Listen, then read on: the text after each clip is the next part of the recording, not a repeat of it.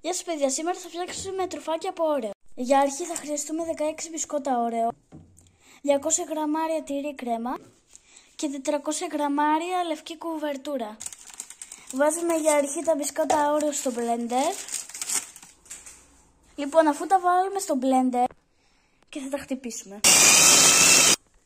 το ρίχνουμε σε ένα μπολ. Ρίχνουμε τη τυρί κρέμα και το ανακατεύουμε. Παίρνουμε ένα γάντι και ανακατεύουμε. Τώρα θα το βάλουμε στο ψυγείο για μισή ώρα να σφίξει. Μόλις φτιάξουμε το μείγμα, θα τα κάνουμε στρογγυλά μπαλάκια.